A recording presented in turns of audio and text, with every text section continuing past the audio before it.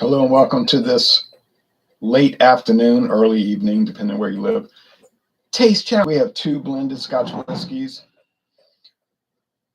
Pretty well known. One has no website for some bizarre reason, but this is the Haig Club from Haig and Sons. Yeah, John Haig and Sons. And this is the oldest Scotch whiskey blender in the world, established in 1627 during the reign of King James VI of Scotland, right? King James VI Stuart, and it's the only whiskey I own which is encased in metal wire. You notice I'm holding it up by the wires, and that goes back to nautical history in the British naval, merchant marine, and naval warship history, and that's why the bottle's triangularly shaped. And this was introduced in 1893. The Dimple in the U.S. called the Dimple Pinch. I don't know why it's got two different names. It's aged 15 years. 15 years since 1893. Now they're showing thistle for Scotland and a crown for the Kingdom of Scotland, King Charles III, King of Scotland, England, Wales, Northern Ireland, Bermuda, Jamaica, Canada, New Zealand, Tokelau, the Cook Islands, Papua New Guinea, Australia, and other realms and territories around the world. Anyway, this Commonwealth product it's made by Diageo. It says Haig and Sons, but Diageo owns it. My friend David said, that's an old man whiskey. I said, what do you mean an old man whiskey? He said, only old men drink that. Jacob says, afternoon, Ron. Afternoon to you, Jacob. I said, well, I don't know. It's $35 at everybody's store, but Walmart had it for $24.99. You know I bought it. There's a 12-year age. Never seen it around here. I got the 15. I got the 80 proof.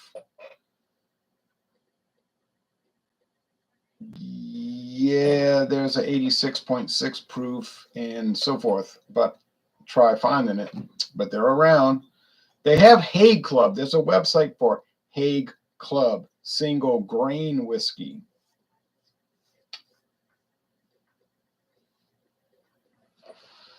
And then if you get on the Diageo website, they're talking about John Haig and Sons. Oh, yeah, famous whiskey company and so forth, all of this. But they don't mention that. I mean, they don't really, well, they don't promote it. It's so strange, because, but Diageo does that with a lot of their products, like VAT 69. Now, VAT 69, you say, I ain't never heard of that. In the United States, no, it's not popular. England, probably not popular. But if you go to Africa, like Rhodesia, well, Zimbabwe used to be Rhodesia, and places like South Africa, it's really popular. So VAT 69 is a big time. It's like a big product. It's not like a joke. And there might be a website for VAT 69, but in the United States, we get something called VAT 69 Gold, which I've never tried, but there's no website. And what's the difference between the gold and the regular VAT 69? All right. So, like I said, $24.99, and but the price went back to the regular $35. But I took advantage when advantage was there. Here's Cutty Sark Prohibition Edition, blended Scotch whiskey. Handcrafted. Yeah, handcrafted, right? Sure. Handcrafted from grain and malt whiskeys matured in American oak and bottled at 100 proof. And this is a liter bottle. A liter bottle. Yes. And I got it for $27. Sounds bizarre, but it's true. Now, if you get a regular $7.50, it's $29.99. But I got the liter for $27. Can't explain it. I don't intend to explain it. I was glad I got it. It's a black bottle, but it's really dark brown. But if the direct light shines through it, well,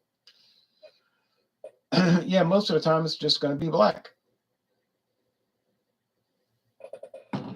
I was watching so many reviews for this product, and not universally. I mean, some people said it ain't that good, which is their opinion. Fine. But most of the scores were high. People were like, wow, this stuff is great. And the Whiskey Scout, he said he thought that it was, and it was a few people. Was it the Whiskey Scout?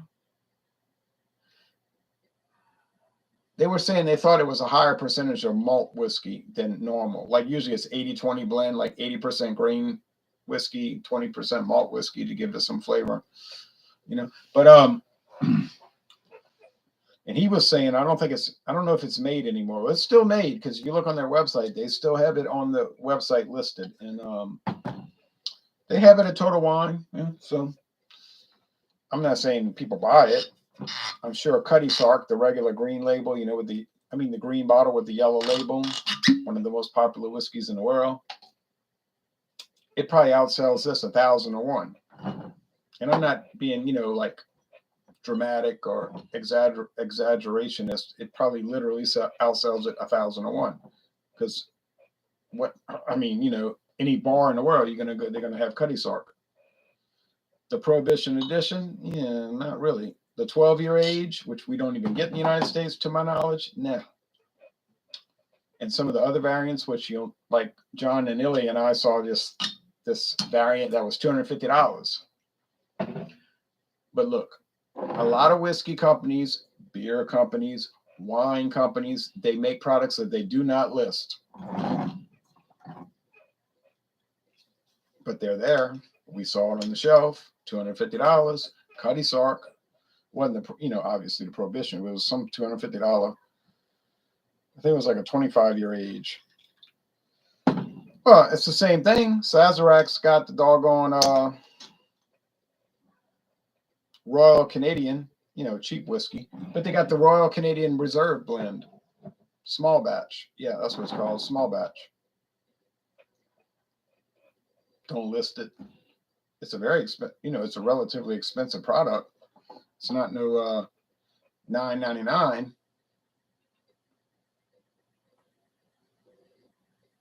What happened to this glass? But I'm going to clean it off. I think I know what happened. Oh, that's the Cutty Sark. That's the pinch.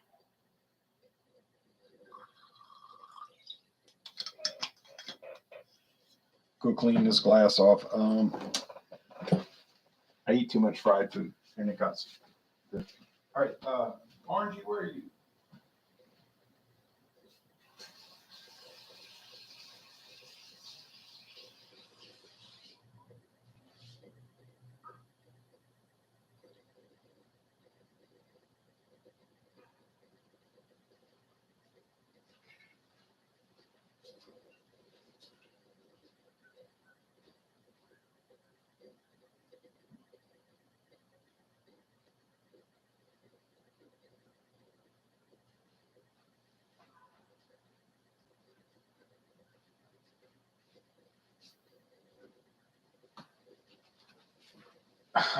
I don't know where that cat's hiding.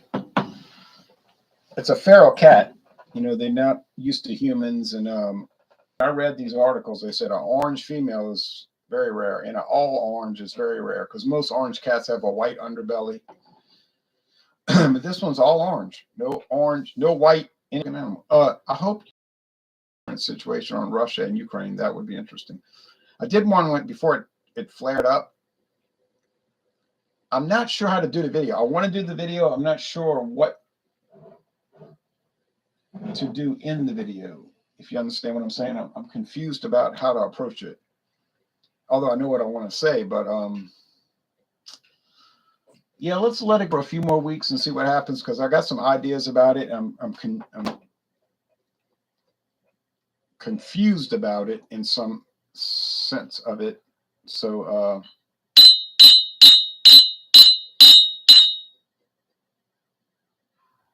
Oh, that's about even. They're both golden, deep amber gold. So yeah, I want to.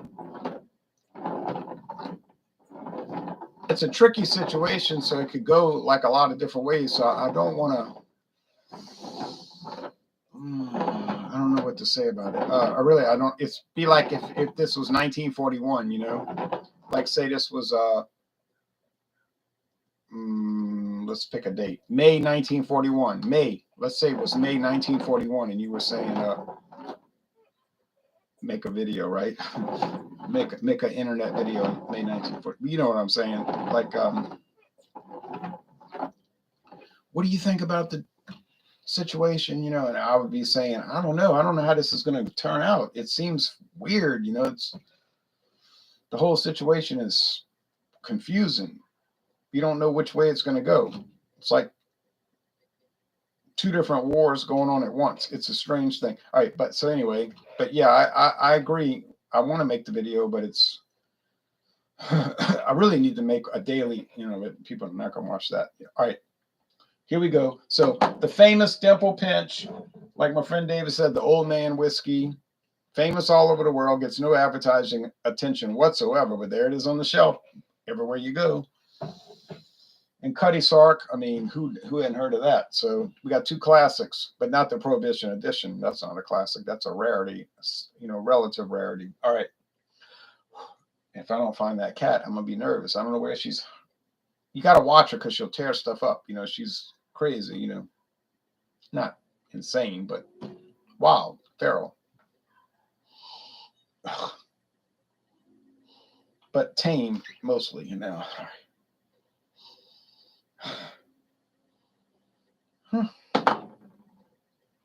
Smells like honey top sour lee bread.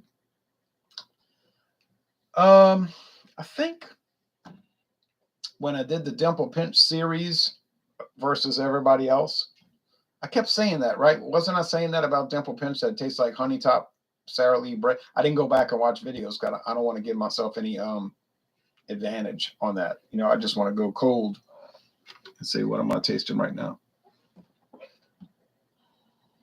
I'm thinking the 100 proof versus 80 is going to be the tipping point.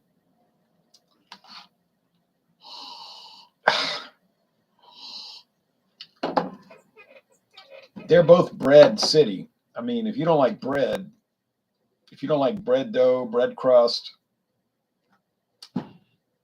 don't ever buy these. Okay, don't buy them because you're going to hate them. At least on aroma. But this one here, you see, I think, I don't know. I think I'm getting some kind of background smoke. You say, well, it's Hay Club. Yeah, but it's Diageo. They're the parent company.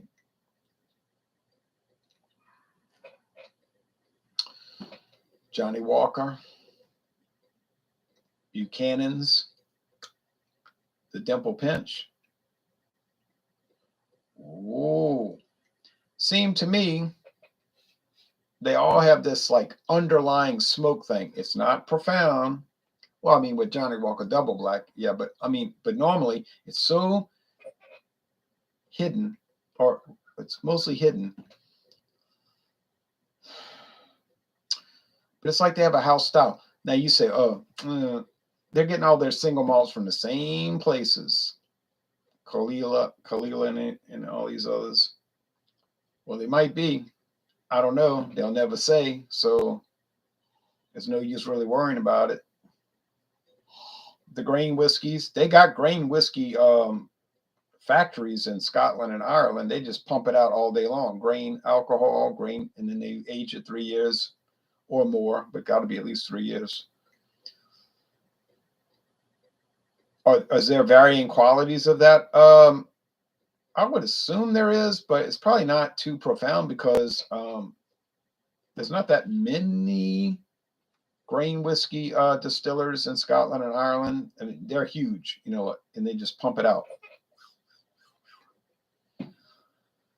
But the thing is, they have grades of it, I guess, like MGP in Indiana, USA, in the state of Indiana. They have a huge grain whiskey distillery, and they put out grades of it. Like you can buy their number 1, their number 2. So yeah, probably there is some difference, but to my nose, it probably isn't because I'm not trained enough. All right, taste time. Let me go check on that. I don't want this cat tearing up the house, and I don't like this sneakiness.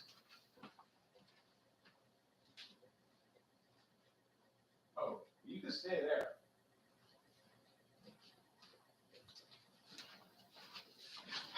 She's just laying on the hardwood floors in this cottage. You say this house. You know, this house, it's more like a cottage. I was thinking about it. It's like, it's small, but it serves its purpose. You see, I don't need a lot, but it's a cottage. It was built 71 years ago. You say, ain't much to that house. I know. I didn't pay much for it. You need a better webcam for the streams, man. Love you, says Knight. I bought a better camera and the audio wouldn't work. And I went all kind of ways trying to get the audio to work. It wouldn't work. I brought it back and I got a refund. And I said, I'm going back to the old camera. 99% of the people that check these videos out, live streams, are listening, not watching. You hear what I'm saying? They're driving in their car or jogging or walking and they're listening or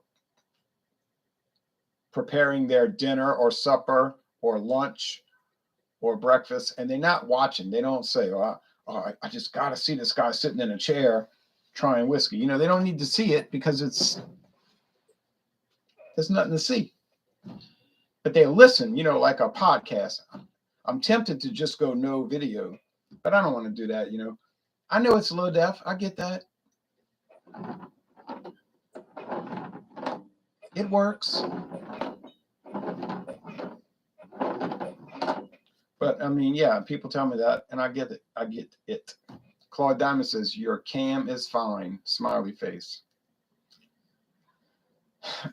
Yeah, is it a really good high def camera with like super high def pic, you know, and all compressed and everything?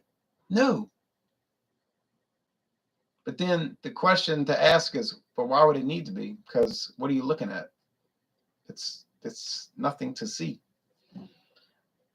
There's nothing to see unless you find cardboard boxes captivating. Oh, I just got to see these cardboard boxes in high def. I can't believe it. Look at all these boxes and these old bottles. I mean, I got to see that. I mean, they're in the background. I'll have to see it in high def. I mean, I can't get over it. Right. So it's like, what are you looking at? I don't care about the webcams. I can see Ron well enough, says Butch Willie. Kevin Johnson says, as long as I can see the color of the products is good enough for me. I'm glad to hear that. All right. All right.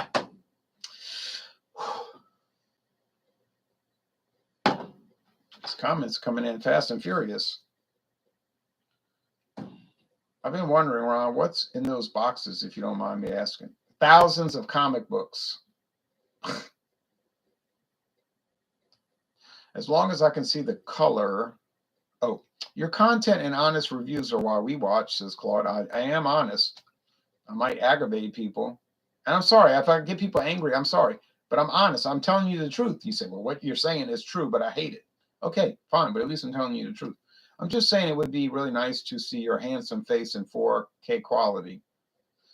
Well, if we get more women to say that who fit my parameters, then we'll do it. The camera is sufficient for this purpose, says Dog44S. I bet those comic books are worth a fortune nowadays. Well, that's what the people selling the comic books say. I've been buying them since 1975. Well, I stopped last year. In June of last year, I said, I'm finished. But for reasons, not that I couldn't afford it, because of what the content of the books were. But I've been hearing that all my life. Oh, they worth so much money. I'm like, really? You would think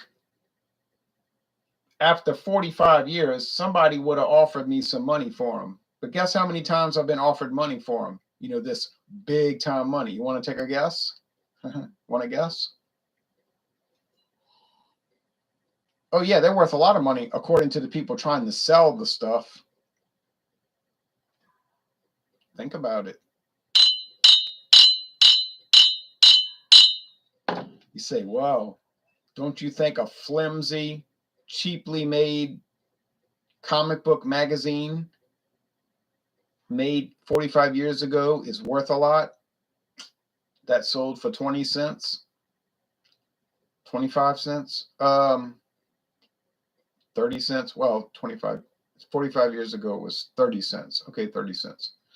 What do you think? It's up to you, you know. I didn't buy them. I just bought them because I liked looking at them, reading them. I read every single one, every one in that box, all 10,000, read them all. And that's a fact. I got them all indexed. I got an index. I can prove it because I got them all written. I've got every book written down in that folder, what number and what happened in the story. You know, I mean, a synopsis, not the whole story. I can back it up. All right, but let's back up this whiskey with some tasting. I mean, yeah, it tastes like bread crust, honey top bread crust. I like honey. I like honey top bread. I like bread. I like bread crust. I'm not dying to drink 40% alcohol products, you know, but I'm saying, but that's what it is. People look at whiskey like it's a religion. You know, it's my religion. My question would be like, well, why is it your religion? It's a drink. It's a product. You drink it. Then you can give it a score. And you can go up and down the line. It's not that difficult. You can make a scoring regimen. A plus, A minus, B plus, B minus, C plus, C minus, D plus, D minus, F, meaning undrinkable. You literally cannot drink it. Have I ever tried a whiskey like that? No, obviously not. Wine, never. Oh yeah, one time Gibson's, it was rancid. I went back to the store and I told them, I said, this wine was rancid. And the clerk tells me, well, a lot of people cook with that wine.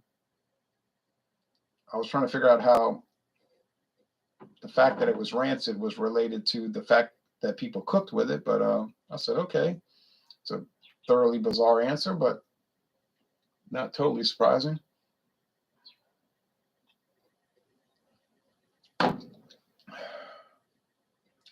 Um, hmm.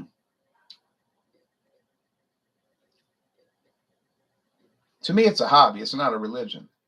And that's mainly why I got into conflicts with people over the years, because of that diverging viewpoint. You know, they'll come to me at first, be like, oh, I love your channel. Let's hang out. We'll be friends.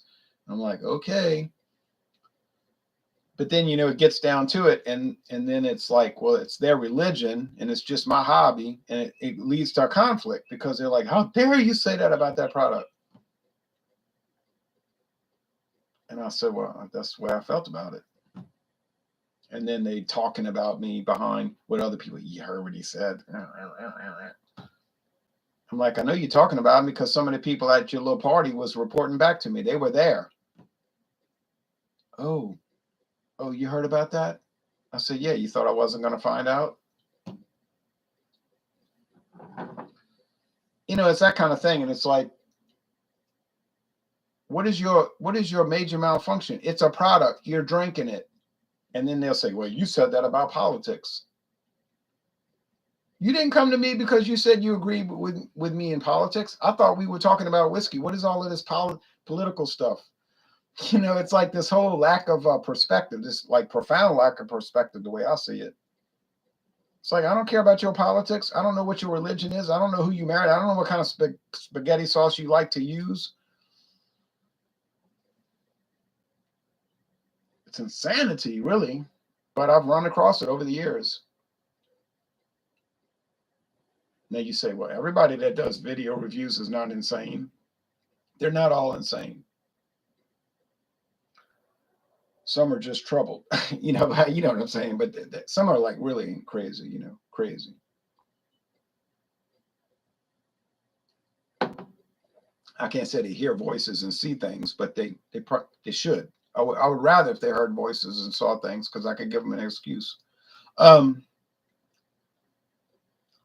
This one is strong.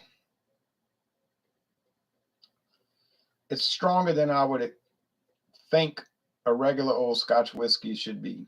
Like, it's strong, it's bold, it's like, you know, 100 proof. It's coming across like that. Let's see what the comments say. A lot of comments. We're going to go fast, though. Well, you have to look for buyers on the internet, just like baseball cards. Well, if it's so valuable, they should be looking for me, right? Mom threw out my comic books laughing out loud, even Spider-Man #1 laughing out loud. Yeah, that's sad, huh? I had a Farrah Fawcett poster. You know the famous one? You know what I'm talking about. And my mother threw it out. I came home one day from school. I was like, "Where's my poster?" She said, "I took that down."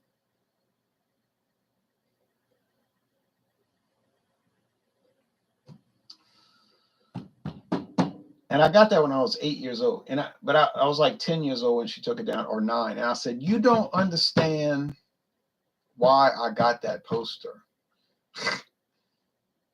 I was telling her, I said, I didn't get that poster for I did not get the poster for the reasons you think I got the poster. This is when I was like 9. I'm serious. I said, I got the poster because it was iconic. It was it's like kind of like the theme of the 70s.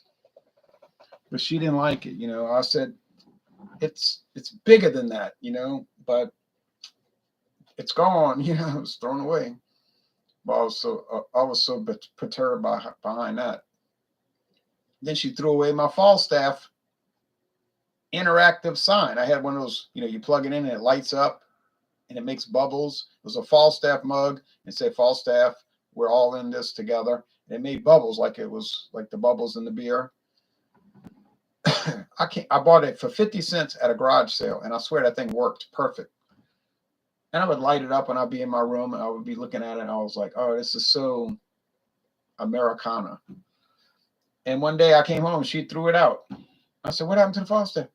She said, "That was so tacky." I was like beyond, I didn't even have words, I was like, okay. We have a different outlook on certain things, obviously. All right. What's your favorite type of whiskey? Oxrise says, "What's my favorite type of whiskey?" Probably single malt Scotch, but I'm not sure about that. I like that rye whiskey. Crown Royal Oxrise. Kevin Johnson says, "People judge other people who shop at Walmart." That's true. I find it strange for criticizing someone who wants a bargain. Yeah, but you might not be a snob. That's why I got all these great deals, because I went to Walmart, which is half a mile from my house, and I got $33 whiskey for $10. And I got another $33 whiskey for $10. And I got a $26 cream liqueur for $10. And I got a $26 straight bourbon for $10 within the last 2 weeks. So I paid $40, but the real retail price was over $100. So they can judge us, but they're jealous. Skateboarder says, "You're right, Kevin." Butch says, "It's because Walmarts are dirty and filled with, I don't know about your Walmart. This Walmart, I've been to some that are dodgy, as they say in England. The Walmart here is clean and it's quiet. But of course, I go at 6 in the morning, 8, 7. The latest I go is 7:30. So I'm not there at 2 in the afternoon, when all the chaos is. Well, anyway. All right. I go there early when there's nobody there. All right. Skateboarder says, "I bought a 12-pack of Colt 45 cans the other day, and the people in line behind me were checking me out like I was a criminal because they are a communist. I wish I could find Colt in Colorado or California," says Claude. "I wish I could find it in my town. Don't feel bad. It's not sold here.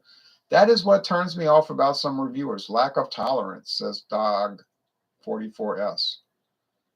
Oh, believe me, I've been looking at it for 12 years. It's a child's mentality, Ron. It is. Drinking a wonderful Miller High Life 24-ounce can out of the freezer with some Orville Redenbacher butter popcorn. I remember when Orville Redenbacher's great-grandson used to live in Mandeville, Louisiana, and they had a report on Channel 4 News, Eyewitness News. Here is the 8th grade great-grandson of Orville Redenbacher. This was in the 90s. And they interviewed the child. What's it like to have Orville Redenbacher as your grandfather, great-grandfather? He said, well, I don't really see him too much, something like that. I mean, he saw him, but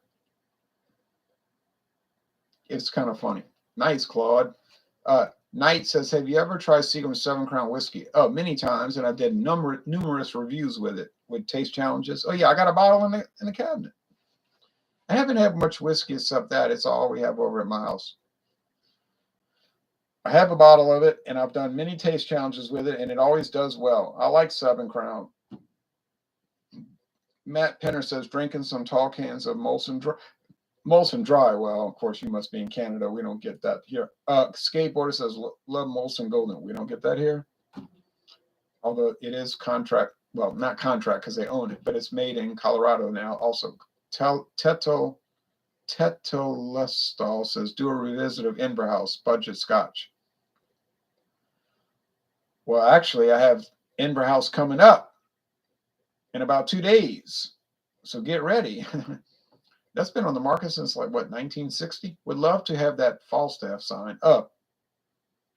It was a nightmare. I mean, I was so disgusted. But when you're a child, your parents, they get to throw stuff away. I mean, my father would have never thrown it away. No way. I mean, he was neutral. He didn't care, but he wouldn't have thrown it away. Never going to happen. But my mother she was funny about stuff. She threw it in the trash. I just couldn't get over it. Paid 50 cents for it. And threw that Farrah Fawcett sign away. Poster. Couldn't get over that.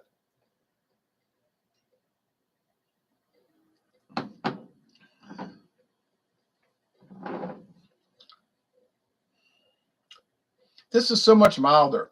Now, does the 15-year age help it? Rest in peace, Farrah. I love that poster. Yeah, that was like one of the most. That was like, I think it was like literally the most famous poster ever. Right?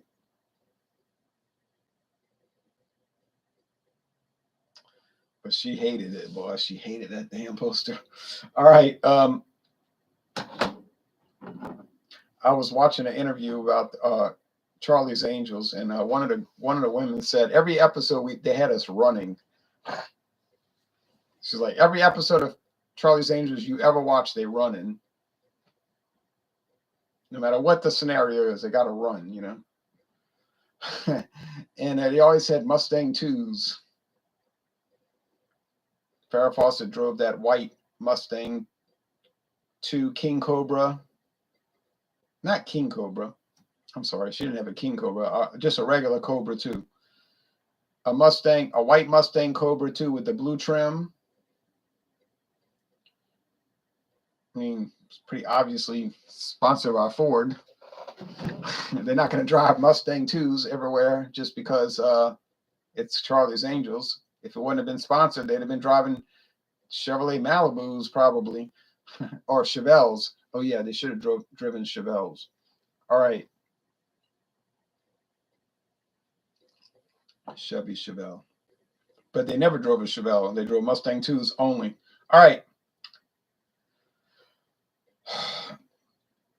Automatics, I would assume.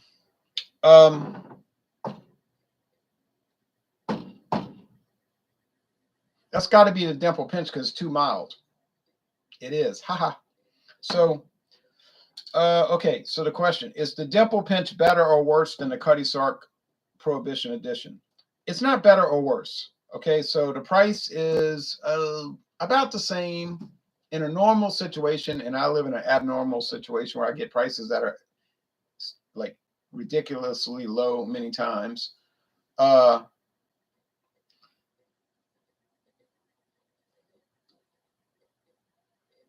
normal difference is Cutty Sark will be running about $30 for this Prohibition. Oh, there's Orangey. You about to go outside even though you don't realize it. And the Dimple Pinch should be about $35. So a $5 difference. Is it $5 better? Nah. No way. I mean, yeah, it's aged 15 years. Okay, great. It's aged 15 years. I'm very proud of that. I'm very happy about that.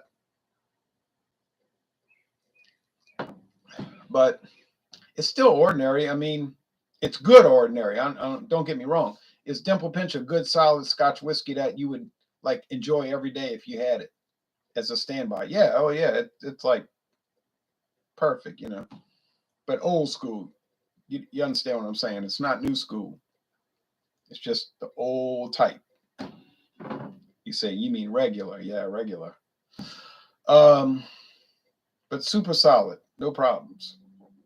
The Cutty Sark, which has been on the market 9 years, it's strong. That's the calling card. It's 100 proof. It'll get you ripped if you're not careful and if you're a fool. But man, it has really dynamic flavors, and I like dynamic things. I'm not a 100 proof guy. Look, really, I'm more of an 80 proof guy, but it just brings out. It doesn't taste anything like regular Cutty Sark. So if you think it's in any way similar to Cutty Sark, forget it. It doesn't taste like it at all. Got the same name, it's from the same company, blended at the same place, and all of that, but it's non-chill filtered. It's 100 proof. It doesn't taste like it. It is wonderful though. It's a fabulous whiskey, and I would highly recommend it. Would I buy it again? Well, theoretically, I'm not really going to buy it again because I got too many other things I got to cover. But it's great. It's a winner all the way. Now, I watched a lot of videos today, yesterday, the day before that. There were a handful of people dogging it, you know, like, this is trash. And I'm like, what are you talking about? But most people loved it. And I looked at the written reviews and they loved it. So people liked it. Dimple Pinch, yeah. You don't hear too much negative. Really, the only negatives you hear is people say it's kind of dull, kind of plain, kind of like my friend David said, an old man whiskey. I can go along with that. I certainly like it. Okay, but I'm going to give the win to the Cutty Sark Prohibition Edition. I'm going to give the win to that. I prefer it. Sorry, I prefer it.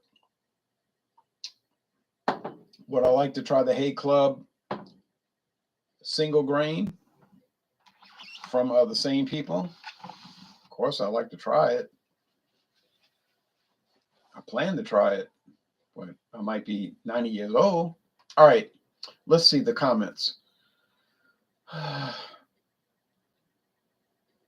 If you are talking about whiskey, says Jake Balasek, Jim Beam is pretty good. I agree with that, and I have 2 bottles of it in the cabinet. Not to mention other Jim Beams. You need to try Copper Creek Canadian whiskey. I bought a 750 milliliter bottle in the clearance here in Texas at Specs for $7. $7. Hell, the regular price is $9.46. Copper Creek. Says Richard Savoca. I'm not sure I heard of that.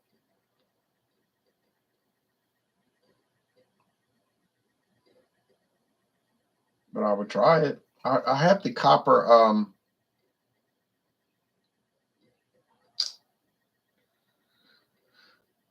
whatever that one's called. That's owned by Pernod. No, not Pernod Ricard. The Italian company.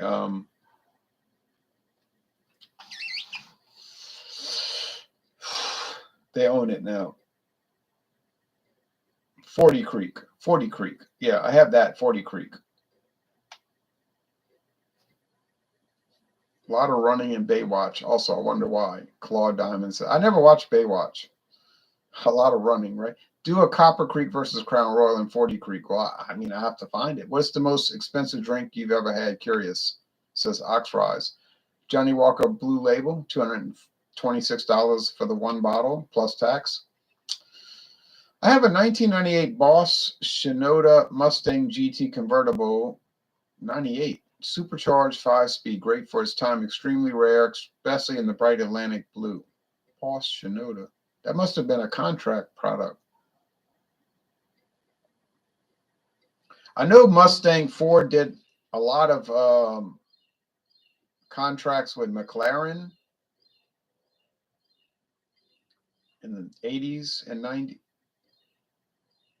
Well, in the 60s and 70s, they were contracted with You know, the guy that did all the famous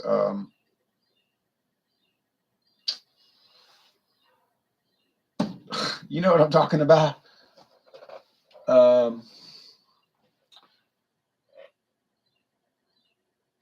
Yeah, they did 3 different companies. They had him, and then the McLaren, and then the third company. I can't think of it. All right, too many whiskeys. All right, Farrah's original poster is on eBay for $139, and I had it, and I bought it for $1 or 75 cents. Also, try comparing original Bombay London Dry Gin to any other gin. It is very cheaper than Sapphire and my favorite gin overall, says Richard. I've never had a Bombay gin. I've had well, a good amount of gin. Miles, Crystal Palace, Seagram's, Seagram's London Dry, Seagram's Distillers Reserve, doggone Taka gin. Too many gins to keep track of. I liked them all. I mean, honestly, I liked them all. Some were, you know, obviously better than others, but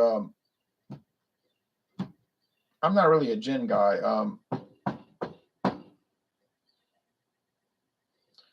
I'm trying to think of that Mustang, and it's driving me crazy. The thing 500, they had the 500 in 1970 when they ended the contract with that guy.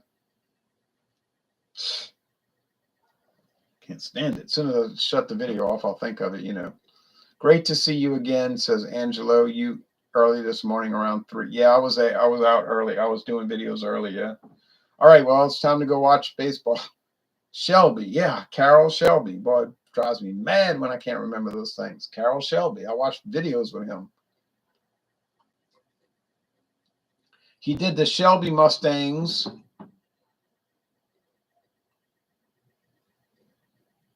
And those are, people never drove those, though. Like you say, I saw, no, the people that bought those were like millionaires, and they would just buy them and put them in a garage because they were like, in the 1960s, they were saying, this is going to be worth money.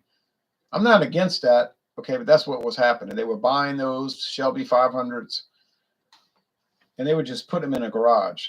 So you find Shelbys, they're all like 100 miles on them, 200 miles. So they're like literally buying them for that purpose in 1968, 70. And then McLaren started contracting. Well, then Gia did contracts with Mustang in the 70s with those, but that was just a trim model. It wasn't a performance Mustang. Gia. That was an Italian upholstery company. That's a true story. And they made fancy Mustangs called Gia, Ghia. I mean, some of those might be worth money because they're kind of rare, you know, like, but it's like really expensive interior upholstery. May not have any performance, but you know, they could be worth something. Okay. Then they contract with McLaren. Oh, I remember the 90s was Saleen. Ford would send the Mustangs to Saleen, and then they would upgrade them. And then I remember they used to have a Ford dealership. Well, they still have a Ford dealership in this town, but the Ford dealership back in the 90s would sell those Saleens. Now, I don't know if anybody bought them.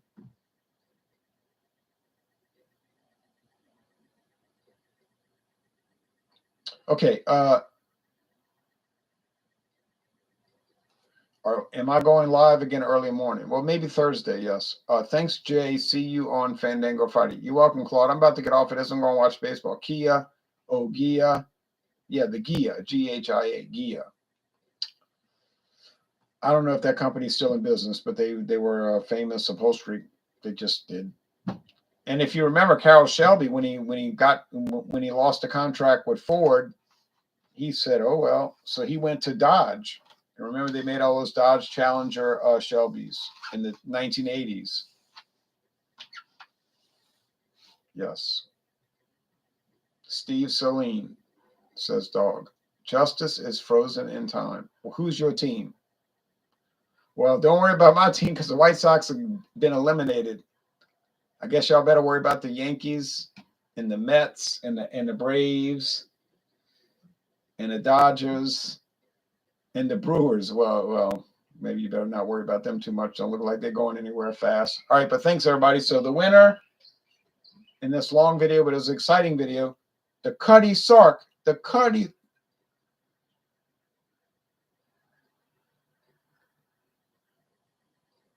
What? Anyway, the Cutty Sark is the winner.